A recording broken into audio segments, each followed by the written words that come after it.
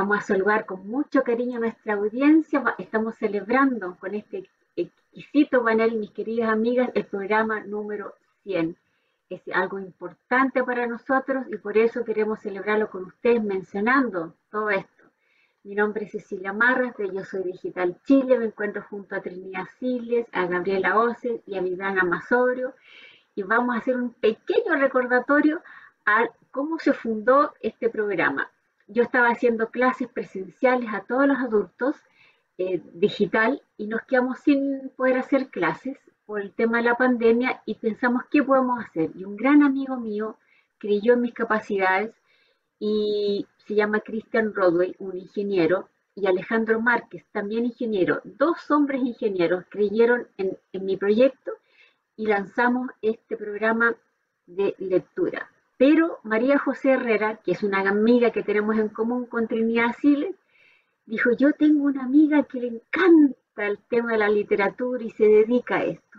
Entonces llamamos a Trini, conversamos con ella y le encantó el proyecto. Y bueno, y aquí estamos hasta el día de hoy acompañándolos. Sabemos que es un tremendo programa de compañía, de lectura, de entretención, de cultura y cada día de aprender y saber más según el prisma de Trini, de Gaby y de Vivi, para que ustedes vayan aprendiendo a leer cada vez que tomen un libro, cómo lo pueden analizar. Y bueno, sabemos que es una tremenda compañía para ustedes y lo queremos seguir difundiendo, difúndalo con sus amigos, sus vecinos, sus familiares, porque nosotros sabemos, ahora que estuvimos en vacaciones, lo importante que es para cada uno de ustedes. Me lo hicieron llegar y le damos las gracias de todo corazón. Y con esto le doy mi pase a Trini para que comience su nueva lectura de la semana. Adelante, Trini. Muchas gracias, Cecilia, también por haber confiado en mí y por habernos acompañado en todo este tiempo de pandemia y de alguna dificultad. Creo que la literatura nos ha acompañado a todos. Hoy voy a indagar y leerles un cuento que yo quiero muchísimo y espero poder transmitir ese amor a través de la lectura y los comentarios que hagamos. Se trata de La mujer adúltera de Albert Camus. Ténganme paciencia porque quizás la lectura sea larga. Una mosca se estremecía a cada ráfaga del viento arenoso que rechinaba contra los vidrios del omnibus precario en el que viajaban Marcel y Janine. El omnibus estaba lleno de árabes que simulaban dormir envueltos en sus albornoces. Su silencio, su impasibilidad, terminaron por fastidiar a Janine. Pero ella no estaba sola. Aquel estudiante de derecho que nunca quería separarse de ella se encontraba ahora a su lado. Había terminado por aceptarlo. No le gustaba su aspecto bajo, pero sí su valentía frente a la vida. Sobre todo le gustaba sentirse amada, y él la había colmado de asiduidades. Al hacerle sentir con tanta frecuencia que para él ella existía, la hacía existir realmente. Mientras Marcel dormía, un soldado francés del Sahara la examinaba fijamente porque ella era opulenta, carnal y todavía deseable. Cuando Marcel había querido llevarla consigo a ese viaje de negocios, ella había protestado. Antes de la guerra, el pequeño comercio de tejidos que había heredado de los padres, cuando él renunció al estudio de derecho, les permitía vivir con holgura. No había tenido hijos, ninguno. Y nada parecía interesarle a Marcel salvo sus negocios. Janine había creído descubrir su pasión, el dinero, no cabía duda, y a ella eso no le gustaba. En esos veranos tediosos había estallado la guerra. Marcel fue movilizado, luego licenciado. Él quería recorrer las aldeas de las mesetas altas y del sur y prescindía de intermediarios. Hacía hora que viajaban y el cansancio había ahogado la vida en el coche. Ya en el hotel, los vidrios se veían sucios. La pieza contenía únicamente una cama de hierro, una silla, colgaderos sin cortina y un biombo de cañas. Janine solo sentía su soledad y el frío que le penetraba y un peso más grande en la parte del corazón. Soñaba con las palmeras rectas y flexibles y con la muchacha que había sido. Tenían que darse prisa, comer, dormir y emprender camino más al sur. En esos pueblos, Janine advertía en esos árabes un aire altivo. Ingresaron en la tienda de un viejo comerciante. Allí Marcel exhibió su mercadería, pero sin éxito. Fueron de una en otra. Janine detestaba la estúpida arrogancia de esos árabes y se sentía súbitamente desdichada. Su malestar, su necesidad de marcharse aumentaban. ¿Por qué he venido?, se preguntaba. Por encima del desierto, el silencio era vasto como el espacio. Desde siempre sobre la tierra seca, raspada hasta el fondo en ese país desmesurado, algunos hombres que no poseían nada caminaban sin tregua. No servían a nadie, señores miserables y libres de un extraño reino. Y Anine no sabía que esta idea la colmaba de una tristeza tan dulce y tan profunda que le hacía cerrar los ojos. En todas partes, la vida había quedado en suspenso, salvo en su corazón, donde en ese mismo instante algo lloraba de pena y deslumbrada admiración. Se arrastró hasta el restaurante. Allí estaba su marido, taciturno y cansado, mientras ella luchaba débilmente contra un resfrío y fiebre. Tenía que dormir. ¿Por qué había venido?, se seguía preguntando. Se adormeció preguntándoselo. Ya en el dormitorio se acurrucó contra Marcel. Se pegaba a ese hombro con una avidez inconsciente, como a su puerto más seguro. Desde hacía más de 20 años, todas las noches era así. En su calor, ellos dos siempre, aún enfermos, aún de viaje. ¿Qué habría hecho por lo demás quedándose sola en casa? No tenían hijos. ¿No era eso lo que faltaba? Ella seguía a Marcel. Eso era todo. Contenta de sentir que alguien tenía necesidad de ella. Marcel no le daba otra alegría que la de saberse necesaria. Evidentemente no la amaba. El amor rencoroso no tiene esta cara enfadada. Ellos se amaban durante la noche sin verse a tientas. Sabía que Marcel tenía necesidad de ella y que ella tenía necesidad de esa necesidad, que vivía de ella noche y día. Janine lo llamó de todo corazón. Ella también tenía miedo de morir. Ella no era feliz. Iba a morir en verdad, sin haberse liberado de ese miedo. Lentamente, ella se lanzó en la noche. Se lanzó a la noche. Corría a lo largo de la breve avenida. El frío, que ya no tenía que luchar contra el sol, había invadido la noche. El aire helado le quemaba los pulmones, pero ella seguía corriendo, medio ciega en la oscuridad. Respiraba, había olvidado el frío, el peso de los seres, la vida demente o helada, la prolongada angustia de vivir y de morir. Después de tantos años en que huyendo del miedo había corrido locamente sin objeto, por fin se detenía. Le parecía a ella reencontrar sus raíces. Cuando finalmente Janine volvió al hotel, lloraba abiertamente, sin contener las lágrimas. Él le preguntó qué le pasaba. Ella simplemente le respondió, no es nada, querido, no es nada. Es un cuento descorazonador, pero muy significativo dentro del existencialismo de Albert Camus. ¿Y a qué me quiero referir con esto? ¿Es posible, Cecilia, mostrar algunas imágenes? Porque quiero mostrarles a Albert Camus para poder conversar con ustedes sobre él. Él es Albert Camus, allí con su firma original, de niño, más adolescente y ya después maduro. No alcanzó a vivir muchos años, terminó muriendo en un accidente absurdo dentro del absurdismo en el que él desarrolló su obra. Pero junto con esto quiero mostrarles también la cantidad de obras que él escribió dentro de la corta vida que alcanzó a tener.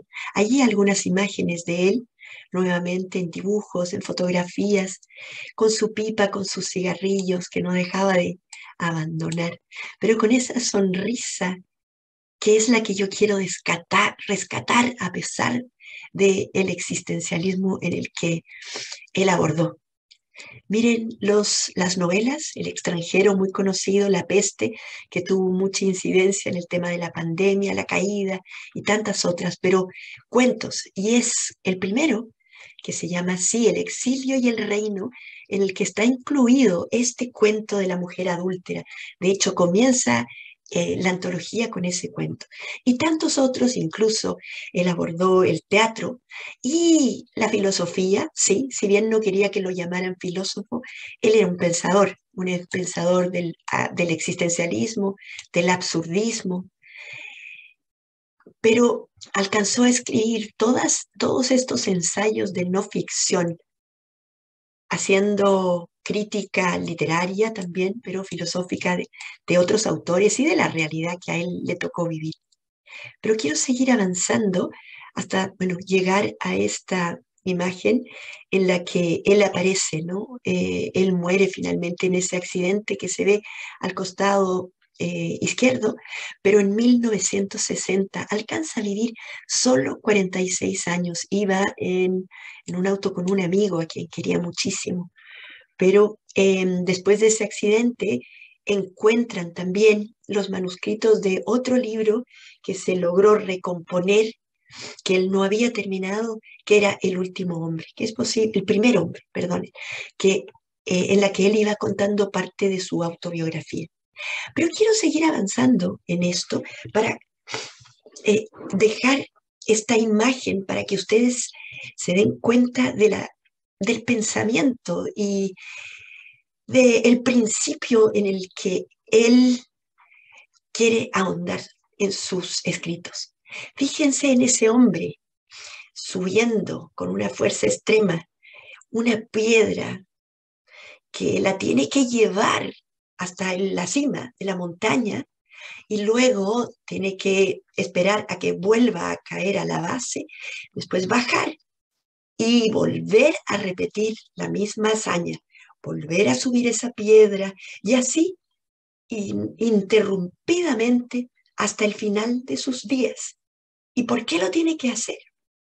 Este es un mito, evidentemente, pero ese es el famoso mito de Sísifo, que después también fue pintado en otras imágenes en pintura por autores como Tiziano y como José de Rivera, en que si se fijan en la fotografía, la voy a mostrar mejor, aparece nuevamente el personaje arrastrando esa piedra hasta la cima, después esperando a que vuelva a caer y así volver a repetir este acto durante su vida entera.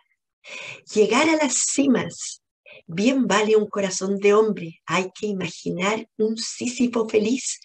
¿Puede Sísifo ser feliz arrastrando esa piedra hasta el infinito de su vida? ¿No puede producirle eso al hombre un tedio? ¿Y por qué fue castigado Sísifo? El rey Sísifo es castigado por Zeus por ser avaro y mentiroso. Otra teoría decía que había sido sancionado por haber revelado al dios fluvial, a Sopo, que Zeus había raptado a Egina. Bueno, basándome entonces en esas imágenes y en el mito de Sísifo, quiero explicarme un poco en su pensamiento. Expone entonces el mito de Sísifo y también lo hace en un libro. Pero ¿cuál es la teoría de él? Que todo hombre en la vida tiene ese desafío, el de Sísifo, en el sentido en que por ejemplo, un obrero que trabaja en una fábrica tiene que levantarse, vestirse, transportarse hasta el trabajo, llegar a la fábrica, comenzar a hacer su labor, que puede ser muy repetitiva, almorzar, seguir trabajando, luego volver a la casa, comer, dormir y al día siguiente volver a repetir lo mismo. Una dueña de casa también tiene que repetir las labores domésticas día a día, porque el polvo se renueva día a día. Y finalmente se convierte en una constante rutina que puede enfrentar al hombre con una desidia, con un tedio, con un aburrimiento. Entonces, Camus propone 3 caminos. Uno es el suicidio ante este horror. Si tu vida finalmente termina siendo eso, una monotonía, tú tienes esa alternativa de suicidarte y parar ante esa vida tan rutinaria. Pero no es un buen camino, dice Camus, porque finalmente la vida te ha desafiado y tú te vas a sentir derrotado ante esa vida. No has sabido vencer los desafíos de esa vida rutinaria cuando otros sí lo han hecho. Un segundo camino, dice Camus, es el suicidio filosófico. ¿Y en qué consiste este? En descansar en la fe cristiana, en la fe católica, en la fe budista, en alguna ideología. En el fondo, apoyarse en una fe que a uno le permita descubrir esa pregunta permanente de ¿para qué vivo? ¿Para seguir acarreando esa piedra hasta la cima y volver a esperar a que caiga y así nuevamente? No, voy a encontrar un sentido, porque voy a sentir que en el fondo valgo haciendo eso. Y bueno, y finalmente, para no alargarme más, un tercer camino, que es el de la aceptación. Y ese es el camino que prefiere el mismo Camus. ¿Y en qué va a consistir ese? En encontrar dentro de ese sinsentido una dicha, porque finalmente en esa dicha voy a encontrar mi propia libertad y voy a saber quién soy y quién quiero ser.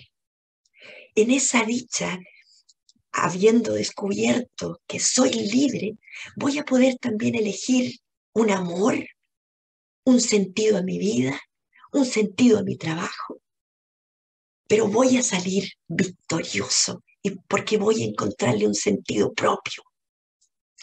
Y en fin, una vez que después de ofrecerle la palabra a Gabriela, vamos a volver al texto para poder interpretar lo que hay en esa mujer adúltera, de la que hay tanto que decir. Gabriela, te cedo a ti la palabra. Gracias. La impresión que deja este cuento es que Camille está hablando de todas las personas, está hablando de algo que es común a cada uno de nosotros, que es la condición humana, donde la separación que tenemos de los otros, donde este viaje que es solo y muchas veces es un viaje extraño porque no se comparte las motivaciones del otro, porque a la persona y su subjetividad le parece todo sin sentido, ajeno, tal como esta mujer no estaba comprometida por los objetivos del marido y no tenía nada que ver con ella. Ella experimentaba estas honduras difíciles de enfrentar y de acuerdo a los existencialistas están en todos nosotros. La soledad habla sobre toda esta soledad y de la soledad en la compañía, la soledad en medio de gente que es tan distinta, que viste tan distinto, que tiene actitudes tan distintas que son estos extranjeros. Y todo esto en medio de una profunda desdicha, de un profundo sinsentido. Y también el cuento habla del desamor, esta imposibilidad del encuentro genuino con el otro, este desgarro de nuestra condición humana hace imposible un encuentro de verdad. Solo a ella le llama la lejanía, solo la llama tal vez una pequeña esperanza que está, pero en el punto de fuga, de tal manera que esa plenitud no estaría al alcance nuestro como seres humanos, como lo deja claro el cuento. Ahora, había una pequeña esperanza en el encuentro entre marido y mujer, pero eso no se produce. Ahí hay simplemente desamor y un necesitar la necesidad, una búsqueda a tienta de algo que pudiera a ella rescatarla de este estado que en el fondo es el estado humano, es el estado existencial. Son temas que a los terapeutas nos toca muchas veces acompañar a nuestros pacientes, y hay teóricos que plantean que ese es el gran desafío y la gran tarea de una terapia, acompañar a la persona en esta hondura, en este viaje con el. Y por último quiero destacar como en el cuento el afuera, este afuera duro, frío, frío, aquí no hay nada cálido, nada rico, esta arena que golpea las ventanas de la caravana donde viajan, estas sensaciones externas, este medio externo es el reflejo y el paralelo de las vivencias internas. Y esta sería un gran retrato de algunos aspectos de la condición humana. Con esto le paso la palabra a Viviana. Hola, ¿cómo están? Qué lindo volver. Les digo que realmente en este caso, yo el cuento lo había leído en el taller de Trini, fue un hermoso reencuentro, que además me permitió descubrir muchos aspectos nuevos, ¿no? Cuando uno vuelve a leer con más experiencia, con otras vivencias, y me detengo en el título del volumen que contiene los 6 cuentos, porque creo que es un título potente, El exilio y el reino. El exilio es una condición a la que muchos seres humanos nos vemos obligados, a veces por elección, a veces por imposición. Sabemos que nuestro autor vivió gran parte de su vida en Argelia, conoce mucho, dicen que estos son los espacios de Camus, o sea, cuando habla justamente o describe en el marco de Argelia. Y ese exilio no tiene solo que ver con vivir en otro espacio geográfico.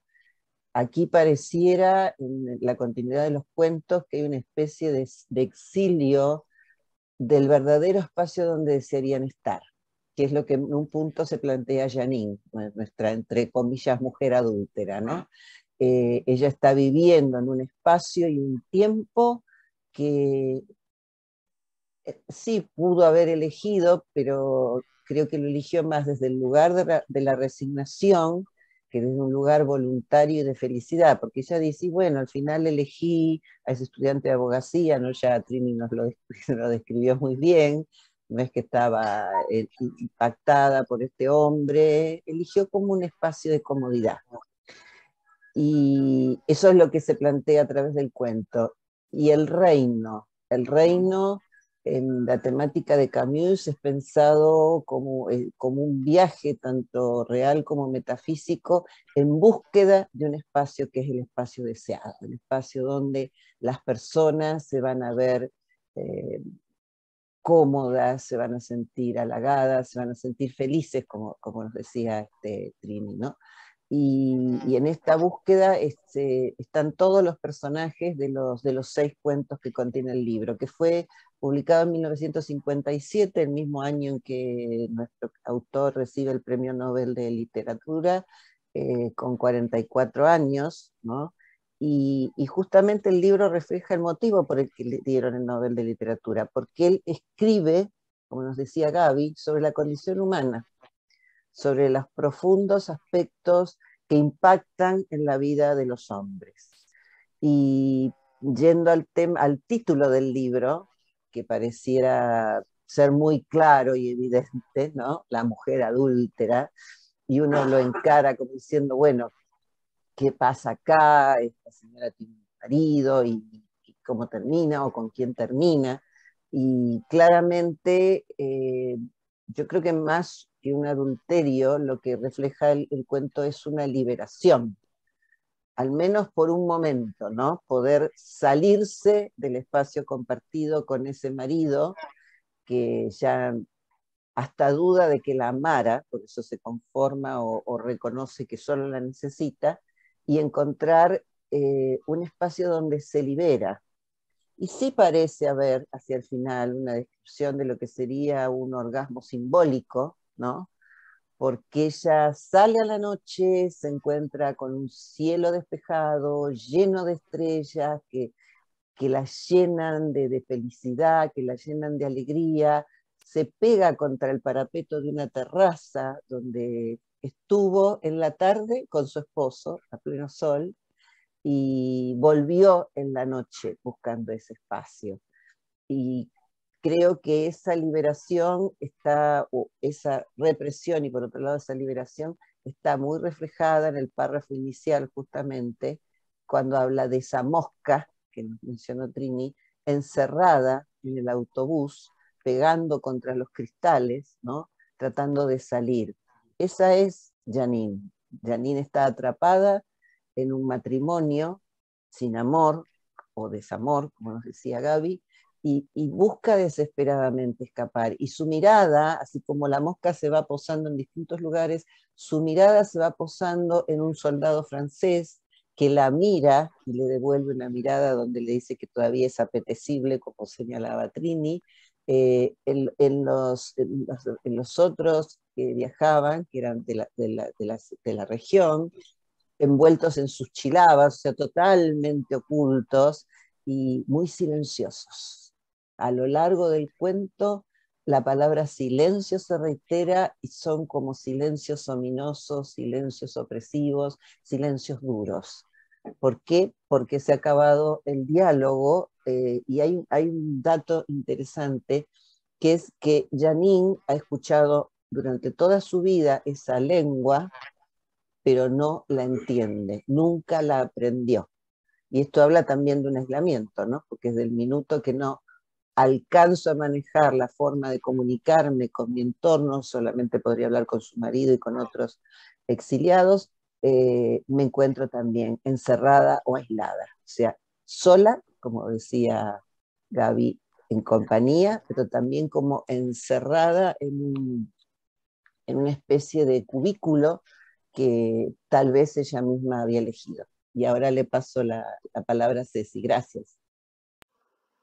Gracias, chicas, me encantó todo lo que han dicho y yo en pos del tiempo, porque sé que nos vamos a alargar mucho en este programa muy especial, agradecer a personas que los auditores no conocen tanto porque son auditores. A nuestra querida amiga Ilka, que siempre nos está ayudando a promover y me apoyó mucho y nos apoyó mucho en los inicios y nos sigue apoyando para que muchas más personas que no tienen acceso a YouTube también le da acceso por vía WhatsApp a Elda Audicio, que siempre nos está haciendo comentarios, a Marta Alicia, que nos está ayudando en México, y a Meloísa Darío, que siempre nos está ayudando también con sus poesías, y nos enorgullece que siempre nos está también apoyando en Argentina, difundiendo nuestra labor. Pero en especial quiero agradecer a este equipo, a Trini, a Gaby y a Vivi, por seguir manteniendo vivo este programa, seguir ayudando a las personas, seguir acompañando. Pucha que ha sido importante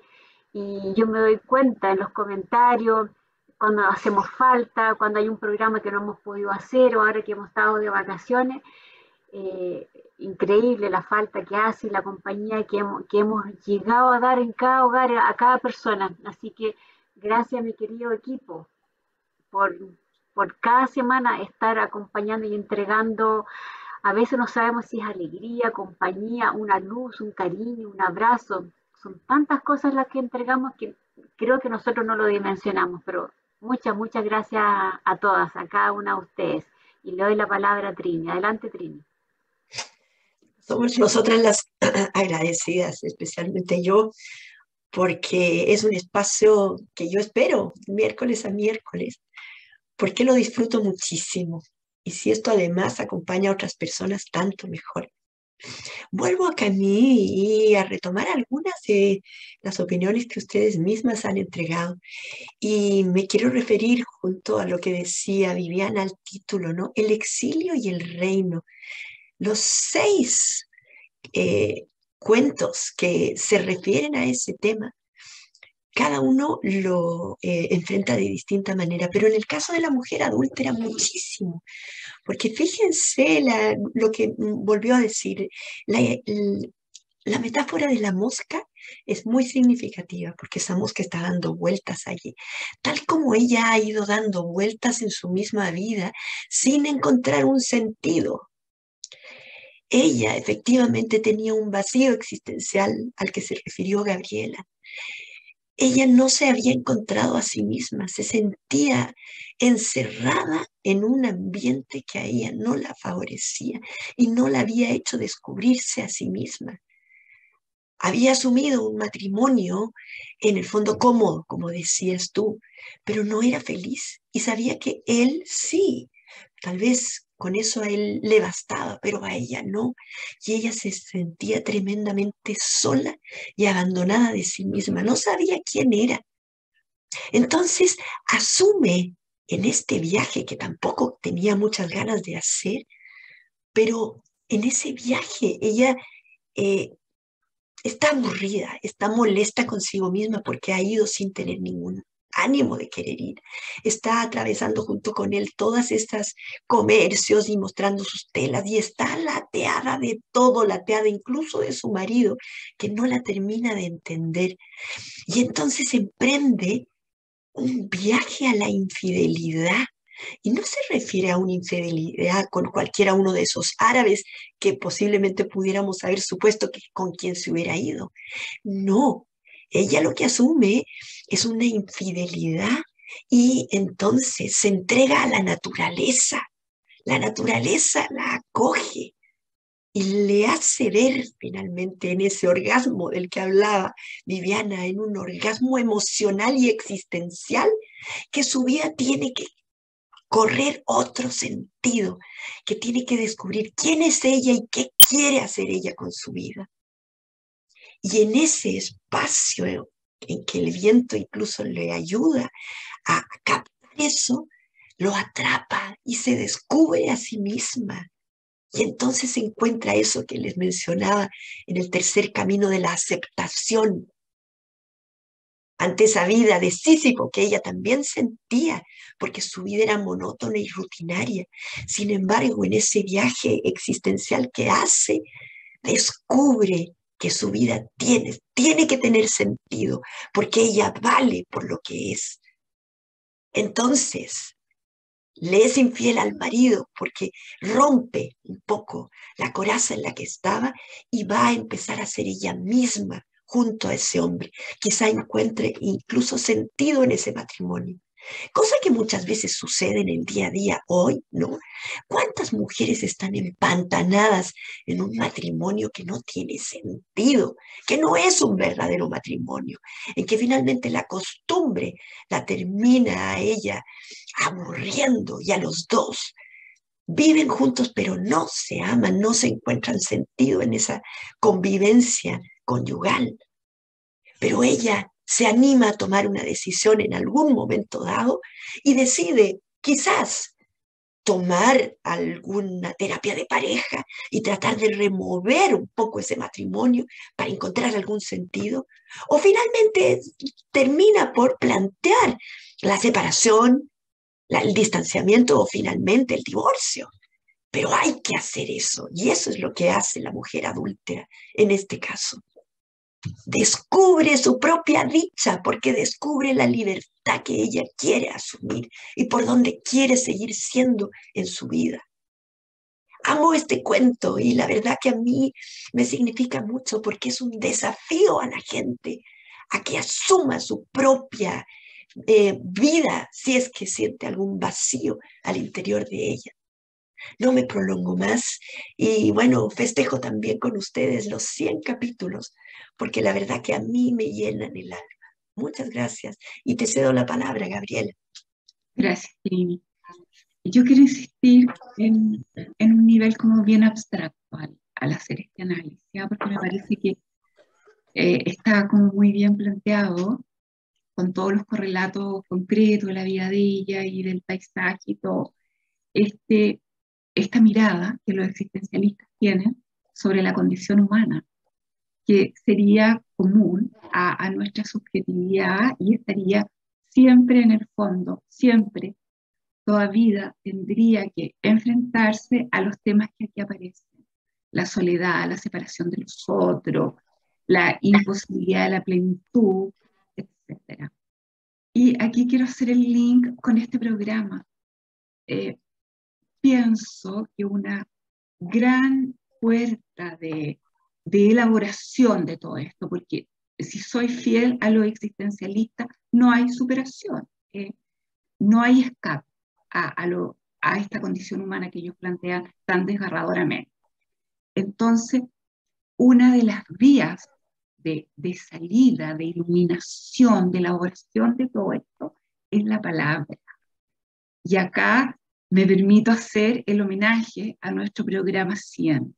Este programa está centrado en la palabra que está recogida y que está transmitida a través de esta maravilla que es la literatura y a la que humildemente estamos al servicio. Yo me siento al servicio de aquello desde mi humilde balcón que, digamos, humilde la mirada, pero tengo el respaldo de la psicología, si se quiere. Ayer, anoche, veía un programa en el canal francés, un programa sobre literatura, que me permito recomendárselos, que se llama La Gran Librería, donde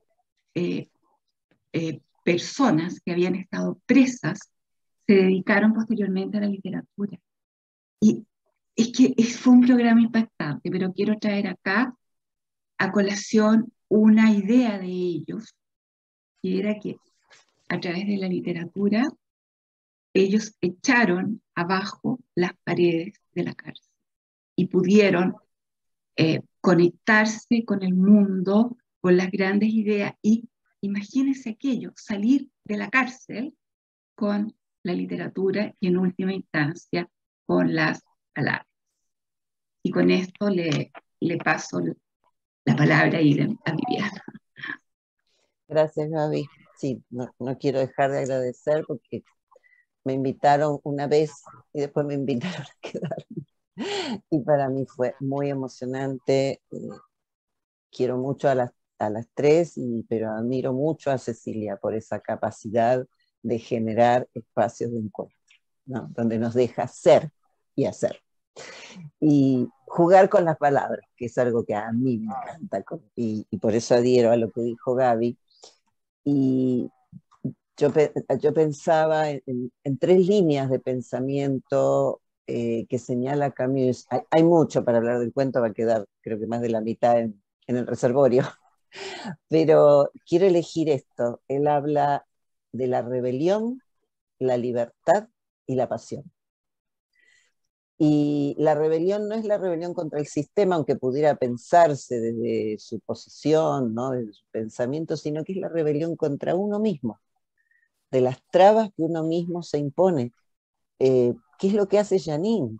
Janine acepta por comodidad, por necesidad, por falta de iniciativa, no sabemos exactamente por qué, quedarse en ese espacio. 20 años lleva, ¿no?